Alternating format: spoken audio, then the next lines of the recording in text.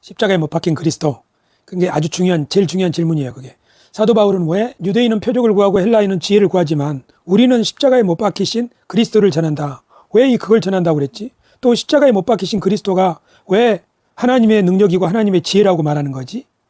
그러니까 유대인들의 구함에 대하여 헬라인들의 추구하는 것에 대하여 너희들이 구하는 그것은 너희들의 방식대로 얻을 수 있는 게 아니고 바로 이것으로 너희들이 얻을 수 있는 것이다 라고 대답하는 거예요.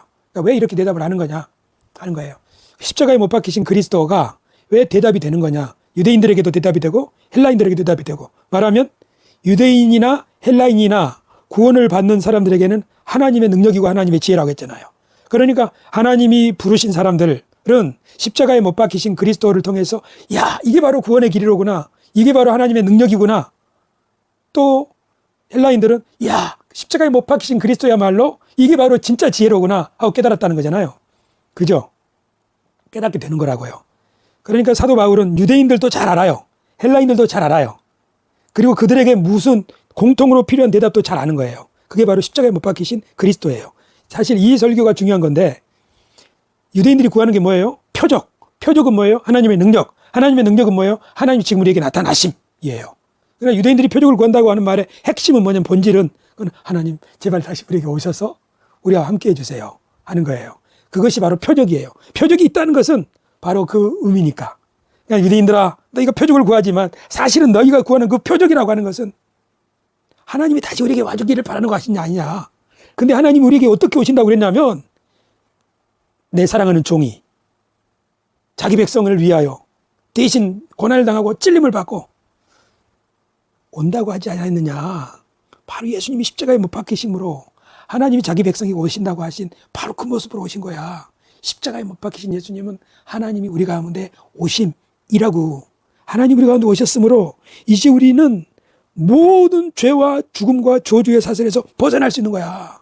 우리가 구원받게 되는 거라고. 왜냐하면 하나님 우리가 오셨으니까. 그것이 바로 구약 성경의 모든 예언자들이 말한 그 예언이 십자가를 통해서 성취된 거야. 너희는 왜 자꾸 이상한 능력과 표적만을 구하는 거야? 너희들이 구하는 본질은 하나님의 오심이잖아.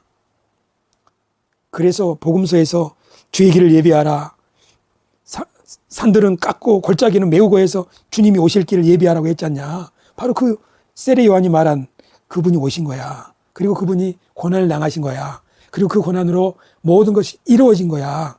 그 예언이 이루어진 거야. 약속대로 예언 그대로 하나님이 우리에게 오신 거라고. 그래서 이 십자가야말로 우리에게 오신 하나님. 그래서 통치자들과 권세들을 모두 무찌른 우리가 진정으로 하나님의 거룩한 사람으로 서 있는 거라고. 엘리야를 생각해봐. 갈멜산의 기적, 그리고 하나님의 산에서 거센 바람과 지진과 횃불이 있었지만 거기에서는 아무 일도 일어났지 않았잖아. 세미한 음성 가운데 하나님의 음성이 들리고 그것이 결국 이루어졌잖아. 예수님은 십자가에 달린 모습으로, 너희들은 이것이 불경한 모습이라고 생각하지만 그것이 바로 하나님이 오늘 우리에게 임하시는 엘리야적 방법이 아닐까라고 설득하는 것 같아요. 그리고 지혜 말이에요. 이 헬라인들이 구하는 지혜. 헬라인들아, 너희는 지혜를 통해서 구원을 받을 거라고, 이 모든 문제들이 해결받을 거라고 생각하고 있지만, 너희가 구하는 지혜는 그건 사실 지혜가 아니야. 아테나 여신이 가지고 있는 방패와 힘, 너희들이 그 힘으로 나라를 지킬 수 있다고 생각했지만 그렇지 않잖냐. 힘에는 힘으로.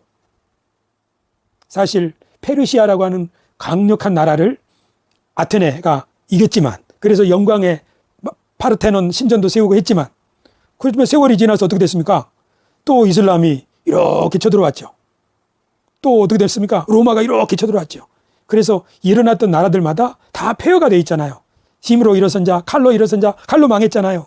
사람은 지혜를 구하지만 그 지혜가 힘이라고 생각하지만 십자가에 못 박힌 예수 그리스도의 지혜야말로 사람들을 무장해제하고 강력한 만을 추구하는 것이 얼마나 부끄러운 일인가를 깨닫게 하고 사람들을 살리고 세상을 회복하는 생명의 길을 보여주는 것이다. 그래서 아시리아도 로마도 헬라도 알렉산더의 나라도 다 모든 제국들이 폐허를 남기고 쓰러져 갔지만 예수님의 십자가는 항상 영원히 밝게 빛나는 등불로 오고 오는 모든 시대의 사람들에게 생명의 길을 비추어주고 있는 거죠. 그렇지만 여전히 오늘날도 사람들은 이 십자가의 길을 뭐라고 보는 거예요? 저건 아니야. 저건 약해. 저건 어리석은 길이야. 옛날 유대인들과 헬라인들처럼 그렇게 보고 있는 거예요. 그렇지만 우리는 사도 바울을 따라서 구원을 받을 사람들에게는 헬라인이나 유대인이나 오늘 현대인이나 할 것 없이 다 십자가의 길이야말로 하나님의 능력이요 하나님의 지혜라고 확신할 수 있는 거죠. 그러니까 우리는 여기서 사도 바울이 왜 그런 말을 했을까라고 할 때 사도 바울이 구약 성경에서부터 이어나오는 하나님의 일하시는 방법, 예언자들의 그 예언, 그것이 예수님의 십자가를 통해서 어떻게 성취되었는가 하는 것을 확실하게 깨달았기 때문에, 그 확신이 있었기 때문에, 그리고 동시에 사람들이 구하는 표적이나 사람들이 구하는 힘에 의한 평화, 그 지혜, 과학 기술에 의한 평화, 그 지혜, 그것이 사실은 얼마나 덧없는가 하는 거예요. 원자폭탄을 만드는 과학기술, 사람들이 과학기술을 제일 먼저 어디다 써요? 살상하는 데 써요. 지금 AI가 첨단으로 발전한 데가 어디예요? 우크라이나 전쟁터예요. 어제 보니까 이제는 AI가 자폭해서 스스로 폭탄을 떨어뜨리는 것만이 아니라 AI에다가 로켓을 장착해가지고 AI가 로켓을 발사하는 거야. 그리고 자기는 돌아와. 비행기처럼 말이에요. 지금 우리나라에서는 도저히 만들 수 없는 그런 것들이죠. 그러니까 과학기술을 개발하지 말자는 것이 아니라 헬라인들이 구하는 지혜라고 하는 것이 인간에게 참된 구원으로 인도하는 게 아니죠. 이게 바로 십자가에 못 박히신 그리스도의 지혜. 이게 하나님의 진짜 지혜라는 것을 깨닫는 사람들, 확신하는 사람들, 사도 바울처럼 그런 사람들이 정치 일선에 나가고 그런 사람들이 우리 가운데서 많아질 때 우리들은 삶이 훨씬 기술이 발전해도 더 살기 좋은 나라가 될 거예요. 하지만 기술이 발전한다고 해서 경제적으로 풍요로워진다고 해서 우리 사람들이 만들어낸 영화를 보면 잘 알 수 있어요. 내가 웃긴 건 영화에 보니까 그 AI가 최고로 발전한 시대를 상상하는 영화를 봤거든. 거기 보니까 사람들은 다 집에 이렇게 있고 자기 모양을 닮은 AI가 온 세상에 다니면서 활동하는 거야. 자기 분신이 시장도 보고 업무보도 보고 다 하는 거예요. 사람은 그냥 집에서 가만히 그 생각으로 조종하는 거지. 근데 이 사람들이 그 AI들이 나가서 무슨 일을 하는 줄 알아요? 온갖 운전 다 하고 세상을 다 돌아다니는데 그 중에 뭐가 있냐면은 마약을 해요, 마약. AI가 마약을 한다고. 어떤 식으로 하냐면은 전기 자극을 AI 자기 몸에 딱 쫙 하면은 AI가 막 마약을 먹은 사람처럼 황홀경에 빠지는 거예요. 그거를 이 사람 몸이 자기 집에서 이렇게 조종하면서 AI를, 그러니까 지금 뭐예요? 사람이 노아 시대하고 똑같은 거예요. 그 어려서부터 하는 생각이 다 악함을 보시고, 이것이 노아의 시대 이야기지만 오늘날의 문제인 거예요. 결국 우리에게 필요한 것은 하나님의 지혜인 예수 그리스도의 십자가라는 것을 알 수 있죠. 원래 설명이 길면 내용을 잘 이해 못한 거라는 말도 있어요. 하지만 뭐 사도 바울도 유도고 떨어질 때까지 설명했으니까 이것은 굉장히 중요한 말인 것 같아요. 우리들은 다 1등을 바라는 세상에서 살아왔잖아요. 살고 있고. 경쟁에서 우리가 약육강식은 비난하면서도 강한 자가 약한 자를 삼키는 그 말이에요. 정글의 법칙. 그 짐승 같은 거라고 하는 거잖아요. 그러면서도 실제로 우리의 몸에 익숙해 있는 것은 그런 거예요. 남들보다 더 남들에게 뒤지지 않는 이런 거죠. 그러니까 이런 세상 속에서 정말 필요한 것은 역시 무엇이 우리를 구원할 수 있을 것인가 할 때는 십자가의 도, 십자가의 그리스도의 십자가에 못 박히신 그리스도라는 걸 알 수 있죠. 그리고 그걸 깊이 이해한 분이 사도 바울이고, 또 예수님은 삶으로 그 길을 걸어가셨고, 그러니까 어제 킹 오브 킹스 영화에서 그분 물론 그런 부분이 있긴 해요. 하지만 너무 그 피상적인 부분만 쫙 예수님의 일대기만을 다뤄가지고 거기에서는 그 아이가 막 울잖아요. 나를 왜 돌아가셨어? 그런 측면만을 나타내고 있기 때문에 우리를 위한 대속. 근데 그래서 내가 안타까운 게 그 부분이지. 예수님의 저 죽음이 어떤 의미가 있느냐 하는 거예요. 사도 바울이 말하는 십자가에 못 박힌 그리스도를 우리가 증거한다. 이것이 하나님의 능력이고 하나님의 지혜다. 이거를 일깨워 줄 수 있는, 이 사실은 그 반대가 되는 거거든요. 헤롯이나 제사장이나 이런 사람들, 물론 그 대사 속에서 우리가 그런 걸 읽어낼 수는 있어야겠죠.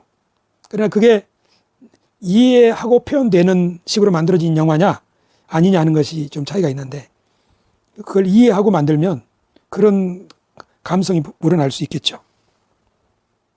그래서 바이블 시놉시스를 써야 되겠다고 결심한 게 그런 이유예요. 이 문제는 앞으로 우리가 더 깊이, 더 철저하게 연구해야 되고 체득해야 돼요. 그래서 우리가 사실 목회한다고 하는 것은 전부 다 이 세상 사람들이, 우리도 그렇고, 유대인들의 구함, 표적, 헬라인들의 구함, 더 많은 지혜, 그걸 구하는 세상에서, 그거를 당연하게 심지어 기도조차도 그걸 구하는 사람들 가운데서 하나님의 참된 지혜와 참된 능력이 십자가에 못 박히신 그리스도라고 하는 사실을 가르치고 행동으로 보여줘야 될 사람들이, 목회자들이고 그리스도인들이고 바로 우리예요. 처음에 정의가 구원이란 하나님이 처음부터 우리를 위해 계획하신 참 인간의 삶을 회복하고 살아가는 거잖아요. 그 참 인간의 삶과 반대되는 삶이 있어요. 그것은 더 큰 능력, 더 많은 지혜, 이것만 있으면 우리는 살 수 있다라고 하는 거잖아요. 그것이 이 바벨탑의 이야기고, 이 사울의 길이고, 그것이 여로보암의 길이고 그런 거예요. 가인의 길이고. 참 인간의 삶을 잃어버린 길이고 하나님의 형상을 저버린 길이죠. 어쩌면 우리가 그리스도의 십자가에서 못 박히신 그리스도, 이것이 하나님의 능력이고 하나님의 지혜라고 하잖아요. 근데 그것은 예수님이 처음으로 보여주신 것이라기보다는 성경 처음부터 끝까지 하나님이 이것을 보여주셨다고도 볼 수 있어요. 아벨의 길, 또는 요셉의 길, 또는 형제들을 대신해 자기가 베냐민 대신에 잡히겠다고 한 유다의 길, 그런 것들은 다 십자가의 정신과 맞닿은 거라고 볼 수 있죠. 그리고 아브라함의 길, 아브라함도 그 롯에게 길을 양보하잖아요. 아브라함도 파라오를 축복하잖아요. 소돔의 길은 전쟁에서 빼앗아 오는 거예요. 아브라함의 길은 축복하는 거예요. 멜기세덱의 축복을 받고 아브라함은 요구 없이 그냥 돌려주잖아요. 그러니까 성경에 계속적으로 몇 년이 다윗이 살던 삶도 그 부분을 잘 강조하고 있어요. 예를 들면 에돔 소년인가 포로로 끌려갔다가 낙오된 그 소년을 잘 돌봐준 거라든지, 사울의 위협 앞에 사랑으로 용서로 대한 거라든지, 성경은 이미 예수님의 길을 계속 보여주고 있다고 봐요. 예언자들의 메시지 그거 아니에요? 피해 제사가 아니라 천천의 만만의 그 강물이 아니라, 그런 기름, 제물이 아니라 하나님이 구하시는 것은 정의를 행하고 인자를 사랑하고 겸손히 하나님과 동행하는 것, 그것이 십자가의 길이죠. 십자가에 못 박히신 그리스도라고 하는 것이 바로 그거예요. 그러니까 처음 정의, 하나님이 처음부터 우리를 위해서 계획하신 참 인간의 삶이 있어요. 그것이 모세 오경의 핵심이에요. 선악과의 핵심이고, 그것을 회복하고 살아가는 것이에요. 근데 우리가 그걸 어떻게 회복할 수 있어요? 예수 그리스도를 통해서 하나님 앞에 나아갈 때, 예수 그리스도 이름을 부르며 주님의 십자가에 동참할 때, 그것이 회복되는 것이라고 볼 수 있는 거죠. 그리고 같은 이야기예요. 이것은 사람들한테는 미련하고 너무 약해 보이는 길이라고 볼 수 있어요. 그런데 우리가 얼마나 이 길을 따르기 힘들어하냐면, 우리가 그런 어리석고 약해 보이는 길로 들어설 때마다 우리는 왠지 불안하고, 왠지 패배자가 된 것 같고, 왠지 낙오된 것 같고, 서글픈 생각이 드는 거예요. 그러니까 우리의 이 지금의 우울한 생각들 있잖아요. 그것은 그만큼 우리가 세속적인 생각이라고 하는 그 독에 찌들어 있다는 거죠. 이 독이 해독이 되면 될수록 어때요? 우리는 속이는 자 같으나 참되고, 운명한 자 같으나 유명한 자요, 죽은 자 같으나 보라 우리가 살아있고, 징계를 받는 자 같으나 죽임을 당하지 아니하고, 근심하는 자 같으나 항상 기뻐하고, 가난한 자 같으나 많은 사람을 부유하게 하고, 아무것도 없는 자 같으나 모든 것을 가진 자로다. 이 말씀 우리가 암송하지만 사도 바울의 말씀을, 이 말씀이 얼마나 우리에게 잘 안 맞다는 걸 알잖아요. 그러나 사도 바울은 그렇게 고백하잖아요. 빌립보서에서는 내게는 모든 것이 있어서 궁핍하지 않다고 그러잖아요. 저희 감옥에 있는데 어떻게 모든 것이 있어? 휴대폰도 없는데. 그러니까 사도 바울의 이 자유, 예수님의 그 자유, 그 다음에 다윗의 그 자유, 그것이 하나님이 처음부터 우리를 위해 기억하신 참 인간의 삶이죠. 우리를 그렇게 만들어가는 거예요. 그러려고 우리를 광야로 인도하신지도 몰라요. 그러니까 우리에게 급한 것은 사역의 현장이 아니고, 우리에게 급한 것은, 아니 우리가 설령 사역을 하게 될지라도 결국 무슨 일을 해야 되는 거냐면 그 형상을 회복하는 거예요. 나의 개인의 삶에서, 우리 공동체 안에서. 그게 아니면 우리는 어쩌면 또 하나의 우상의 제물을 쌓고 있는지도 몰라요. 그러니까 목회의 본질이 더 크고 더 많은 사람들을 주님께로 인도하는 것이라기보다는, 목회의 본질은 어떻게 하면 나와 우리 공동체가 하나님의 형상을 회복할 것이냐, 하나님의 지혜와 능력이 바로 십자가라는 것을 확신하고 기뻐하면서 담대하게 그 길을 걸어갈 수 있을 것이냐, 그런 사람이 뭐 다른 사람 필요 없고 내 한 사람이라도 그런 사람이 된다면 그걸로 족한 거예요. 그런 사람은 그렇지 않는 교회가 만약에 그걸 받아들이기 싫어한다면 어떻게 되겠어요? 예수님처럼 똑같이 취급을 받겠죠. 그러니까 우리가 가려고 했던 길이 어떤 길이었나. 롯의 소돔으로 가는 비옥한 땅을 향해 찾아가는 그 길이었던가, 아니면 아브라함처럼 서쪽 메마른 땅이지만 하나님께 단을 쌓는 그 길이었던가 생각해 볼 필요가 있는 거죠. 그러니까 오늘 우리가 어쩌면 우리의 네 번째 과제는 너는 어느 길을 따르겠느냐, 십자가의 길을 따르겠느냐, 이것이 진짜 능력이고 진짜 지혜의 길이다 하는 그 길을 따르겠느냐, 아니면 유대인들이 구했던 표적의 길, 헬라인들이 구했던 더 많은 지혜의 길, 그 길을 따르겠느냐, 그리고 그 두 길의 가치를 구별할 수 있느냐, 내 안에서는 그게 선명하냐, 사람들을 바라보고 너는 그 올바르게 판단할 수 있느냐, 단지 그들의 집이나 그들의 규모 보고 우와 해버리느냐. 그 제자들은 우와 이 헤롯 성전 보십시오 하잖아요. 그러나 예수님은 우와 안 해쳤죠. 너 이걸 보느냐? 폐허가 되리라 하잖아요. 그것이 하나님의 형상으로 빚음받은 사람과 그렇지 않은 사람의 차이죠. 그러니까 우리들을 그리스도의 형상으로, 그리고 그 아들의 형상을 본받게 하기 위해 우리를 미리 정하셨다고 했잖아요. 우리가 암송한 말씀처럼. 어디죠? 로마서 8장 28절에서 30절까지. 우리를 부르시고 합력하여 선을 이루시고 그 아들의 형상을 본받게 하여 정하시고 부르시고 의롭다 하시고 영화롭게 하신다고 그랬잖아요. 이게 바로 하나님이 처음부터 우리를 위해 계획하신 참 인간의 형상이에요. 그리스도의 형상. 사도 바울처럼 이게 하나님의 구원이고 하나님의 능력이고 지혜다고 확신하는 것. 뭐 여기는 그리스도께서 우리로 자유케 하시려고 자유를 주셨으니 그러므로 다시는 종의 멍에를 매지 말라. 갈라디아서 5장 1절에서 말한 바로 그런 거죠. 우리가 옛날에 아주 불렀던 찬송, 오 자유 나는 자유하리라. 그 찬송 불렀죠. 그 찬송 부르면서 무슨 생각한 거예요? 어떤 자유를 누리고 싶었던 거예요? 비록 얽매였으나 나는 이제 돌아가리. 어디에서 얽매여 있었다고 그때 생각한 거예요? 세상에 얽매였다고 생각한 거예요? 물질에 얽매였다고 생각한 거예요? 무엇에 얽매였다고 생각한 거예요?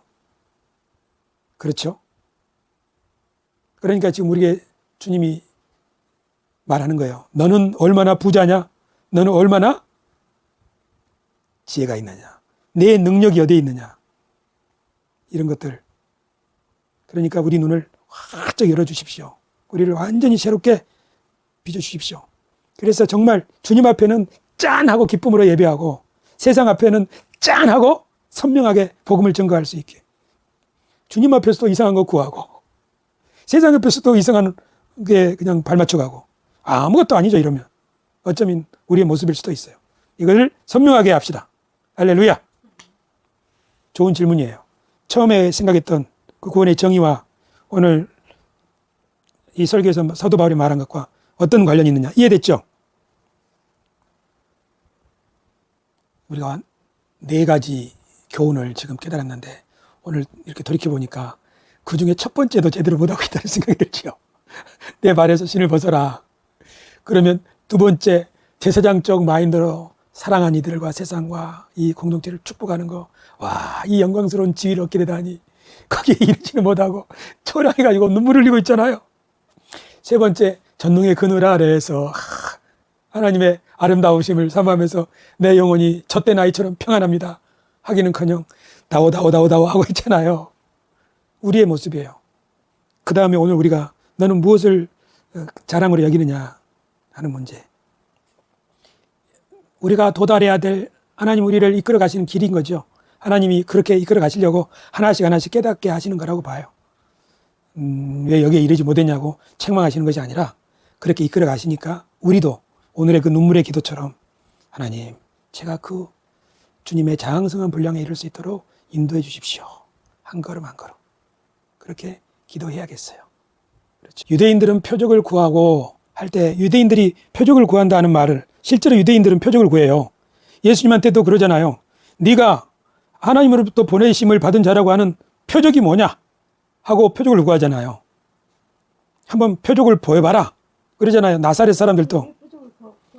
유대인들에게 있어서 표적이라고 하는 것은 이 사람이 하나님의 사람이라고 하는 증거예요. 다른 말로 하면 하나님이 이 사람을 보냈다라는 증거예요. 다른 말로 하면 하나님이 지금 우리 가운데 오셨구나. 하나님이 모세를 보내면 모세를 통해서 구원하잖아요. 하나님이 다윗을 보내면 다윗을 통해서 구원하잖아요. 근데 그거를 어떻게 알아요? 표적을 통해서 아는 거예요. 그러니까 유대인들이 잠깐만, 유대인들이 표적을 구한다고 하는 것은 하나님이 지금 우리를 찾아오셨구나. 그래서 우리가 이제 새로운 하나님의 구원에 동참할 수 있겠구나 하는 그런 거죠. 근데 지금 말한 것처럼 예수님이 표적을 많이 보였음에도 불구하고 믿지 않았죠. 그리고 더 많은 표적을 또 구하고 있죠. 그러니까 그건 정말 놀라운 거예요. 하나님이 자기들의 오기를 그렇게 구하면서도 정작 그 하나님이 표적으로 그들에게 보여주셨지만 그 사람들은 그것을 거부한 거예요. 왜 그랬을까? 예수님 그 표정을 많이 해놨는데 유대인들을 위해서 한 건가요? 유대인들을 위해서 한 거죠. 유대인들은 표적을 구하니까. 그 표적을 구하는 것이니까. 하지만 놀랍게도 표적을 보고도 믿지 아니했다는 사람들이 있어요. 표적을 보고 이분 하나님의 메시아구나, 다윗의 자손 예수여 하고 믿는 사람들도 있었고. 그러니까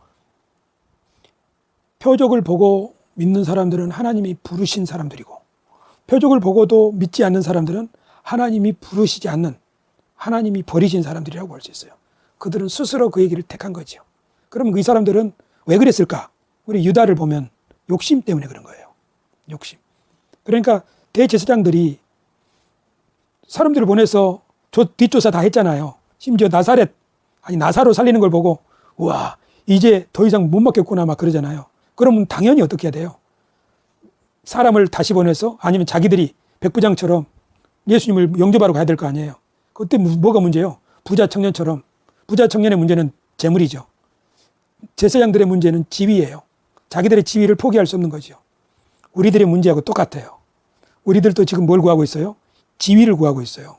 네가 이 지위를 가지고 있어야 사람들이, 친척들이 그래도 잘 살고 있네, 그런 거 아니에요. 너가 지위를 얻기 때문에 우리에게 지금, 그러니까 우리들도 지금 표적을 구하는 거예요.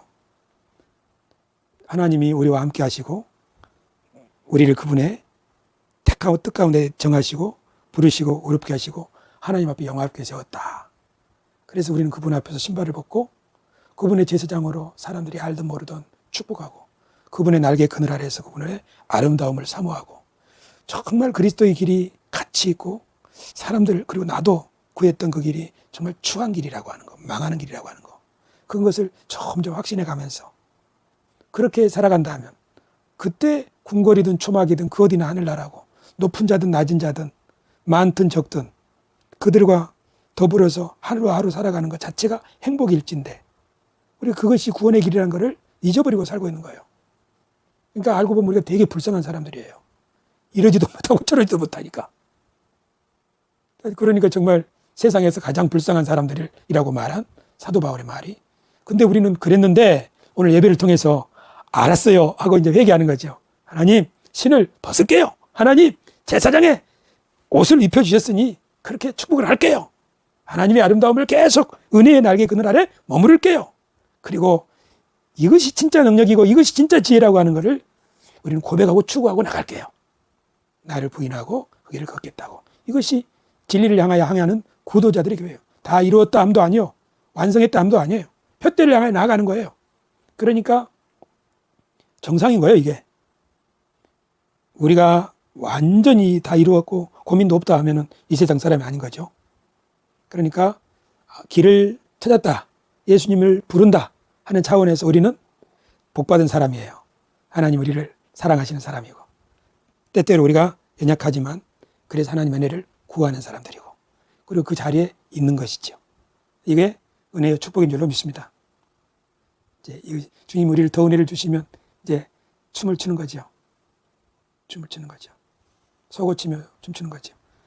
참고로 내가 내렸던 회개의 정의 기억나요? 회개란, 아까 구원의 정의 말했죠. 내가 옛날에 회개를 뭐라고 정의했냐면, 회개란 하나님과 함께 춤을 추는 것이다. 하나님의 스텝에 맞추어 춤을 추는 것이다. 오늘 이야기가 똑같은 거예요.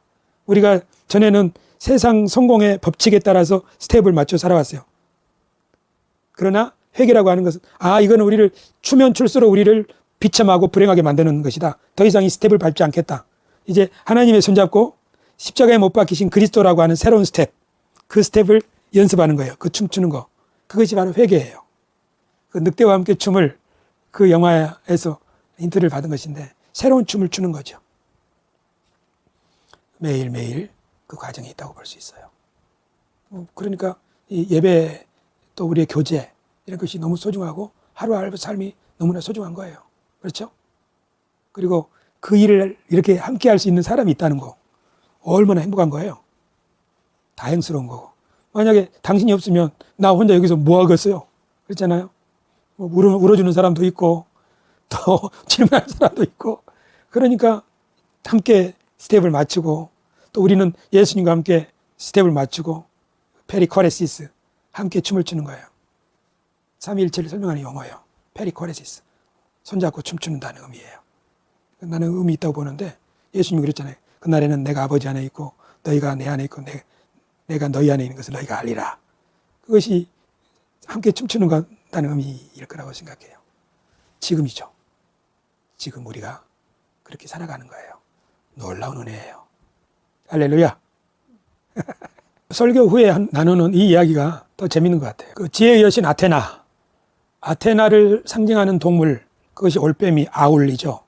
그래서 헤겔이 그런 말을 했다고 해요. 들어봤을 텐데 미네르바의 올빼미는 황혼이 되어야 날개를 편다. 미네르바가 아테나를 부르는 로마식 이름이에요. 그러니까 제우스 있잖아요. 제우스는 그리스 신화 이름이에요. 로마인들은 이것을 자기들의 이름으로 다 바꿨어요.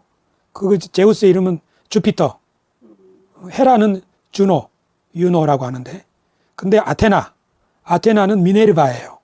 아프로디테, 그것은 비너스, 같은 거예요. 근데 아테나를 미네르바라고 하는 거예요. 미네르바의 올빼미는 황혼이 되어야 날개를 편다. 헤겔이 그런 말을 했는데 그것이 어떤 의미인가 하면은 황혼이라는 건 해가 지는 때잖아요. 해가 떠 있는 동안에 모든 일들이 이루어지잖아요. 해가 지면은 황혼이 된다는 것은 모든 일이 끝난 후에 이제 지혜의 여신의 활동이 시작된다는 거죠. 그러니까 세상이 말하는 지혜라고 하는 것은 모든 일이 시작되기 전에 다 얘기하는 게 아니라 일이 다 끝난 후에 분석하고 판단한다는 의미일 것 같아요. 사후에 우리는 알 뿐이다 하는 의미일 거라고 생각을 해요. 그렇죠. 사람들이 지나간 다음에 이것이 어떤 의미인가 하고 알게 되는 것이죠.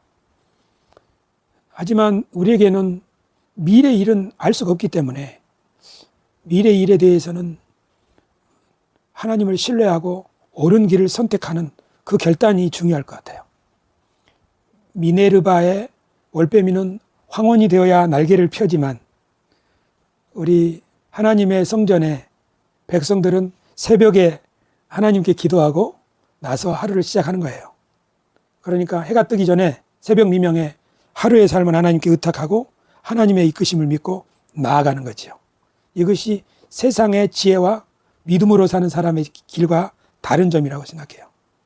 잘 모르지만 하나님의 도우심과 이끄심 그리고 하나님 우리에게 명하신 부르심 그걸 믿고 가는 거예요. 그렇죠? 그것이 우리의 길이에요. 그리고 올빼미는 아까 말한 것처럼 밤의 동물이죠. 밤이 되면 사람들은 다 눈을 감고 자지만 밤에 은밀한 일들이 이루어지죠. 그 은밀한 일을 이렇게 보고서 알려주는 그가 지혜의 신 아테나죠. 올빼미로 상징된다고 할 수 있어요. 그러니까 서로 관련이 있는 거죠. 하나님의 어리석음이 사람보다 지혜롭고 하나님의 약함이 사람보다 강하니라. 그 말의 의미를 설명을 했는데 무슨 뜻인지 이해돼요? 뭐라고 생각해요? 사람과 하나님의 차이에 대해서는 이사야 55장에 잘 나타나죠. 나의 길은 너희 길과 다르며 나의 생각은 너희 생각보다 다르다. 나의 길은 너희 길보다 높다. 하늘이 땅에서 높음같이 나의 길은 너희 길보다 높으며 내 생각은 너희 생각과 다르다 하는 거잖아요. 그건 하나님의 생각과 사람의 생각의 차이를 말하는 거예요. 그렇지만 바울이 말하는 것은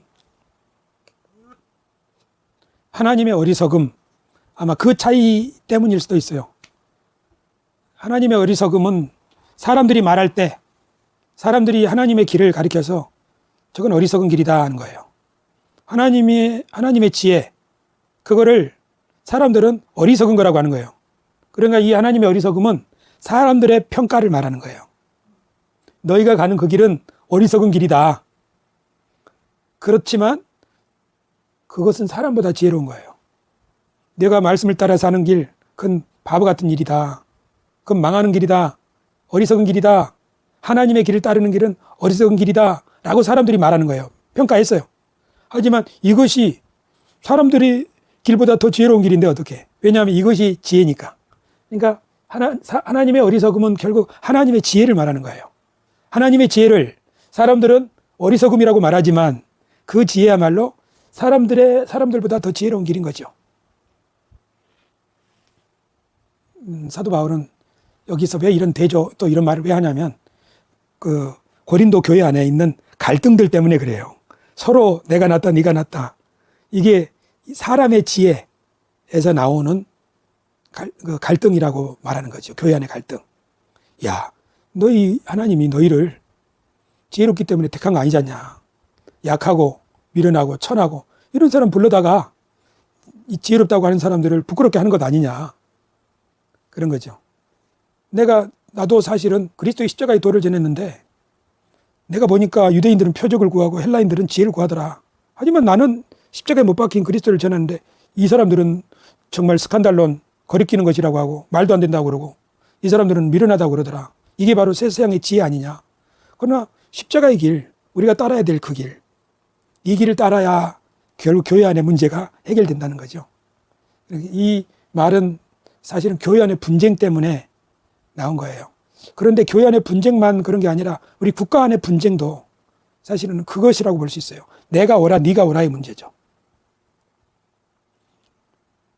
여기서 사도 바울의 조언을 따른다면 우리가 따라야 할 길은 십자가에 못 박히신 그리스도의 길이라는 것을 알 수 있어요. 그러니까 그 길을 누가 따를 수 있을까요? 사도 바울은 지금 책망하기 위해서 이렇게 대조해서 설명하고 있지만 우리는 그 길을 결국 신발을 벗는 훈련, 그리고 하나님의 제사장적 소임, 그리고 하나님의 능력 아래 머무름, 이런 자질들이 갖추어질 때에만 결국 깨닫게 될 거예요. 그 가치를 인정하게 될 거라고요. 그렇지 않는다면 계속 책망하겠죠. 고린도전서는 계속 이런 대조로 책망하는 일들이 하나님의 심판 앞에 다 드러나게 될 것이라고 하는 이야기, 그런 이야기들이 쫙 진행되죠. 하지만 고린도후서 5장에 가서는 하나님 우리를 그 평화를 위한 직분, 화목하게 하는 말씀을 우리들에게 맡기셨다 하고 이렇게 우리들의 소임에 대해서도 일깨워주고 있어요. 그러니까 지금 설교 후에 이렇게 즉흥 대화하듯이 사도 바울도 편지를 쓸 때 자신이 쓴 게 아니에요. 필사자를 세웠죠. 톰 라이트의 설명을 들어보니까 그랬더라고. 옆에 필사자가 있어서 사도 바울은 말로 구술하는 거예요. 말로 하면 옆에서 막 적는 거죠. 그러니까 바울이 고린도 교회에 대한 소식을 듣고 나서 고린도 교회 형제들아, 하나님께 부르심을 받은 자들아, 뭐 이렇게 얘기하면서 내가 듣자 하니까 이렇다던데 그런 게 아니다 하고 말로 막 해나가는 거예요. 그 막 적으다 보니까 때로는 감정이 격해지고 그렇게 되는 거죠. 차분히 어떤 짜여져 있는 글을 쓰는 게 아니에요. 에베소서처럼 차분하게 어떤 것을 풀어가는 글이 아니라 고린도서라든지 갈라디아서라든지 그런 것들, 대부분의 사도 바울의 편지들은 막 급작스럽게 나오는 거예요. 그랬으니까 막 갈라디아서 그런 게 나오잖아요. 어리석도다 갈라디아 사람들아 막 이런 말 나오잖아요. 사도 바울의 서신이 그런 거라는 거 알 수 있죠. 그럼 이제 기도합시다. 하나님 아버지 감사합니다. 오늘 저희가 이렇게 예배를 드리면서 말씀을 나누면서 우리들이 지금 어디에 서 있는지, 우리들이 어디로 가야 하는지, 우리들이 어떤 길 가운데 지금 서 있는지를 깨닫게 해주셔서 감사합니다. 하나님, 우리를 부르시고 우리를 이끌어 가시고 우리를 다듬어 가시고 우리를 통한 일하시는 하나님을 찬양합니다. 하나님의 부르심은 후회하심이 없다고 하셨사오니 그 후회하심이 없는 하나님의 부르심이 마침내 온전함에 이르게 될 줄로 믿습니다. 우리들 어디에 있든지 무엇을 하든지 하나님의 빛나는 자녀로 십자가에 못 박히신 그리스도를 따라 살고 그 그리스도의 삶을 이 땅에 실현하는 삶을 온전히 이뤄낼 수 있게 도와 주옵소서. 이제는 우리 주 예수 그리스도의 은혜와 하나님 아버지의 사랑과 성령의 교통하심이 우리 생명의 바다 교회 위에와 또 이 영상을 통해서 은혜 받는 모든 사람 위에 이제로부터 영원토록 함께 있기를 축원하옵나이다. 아멘.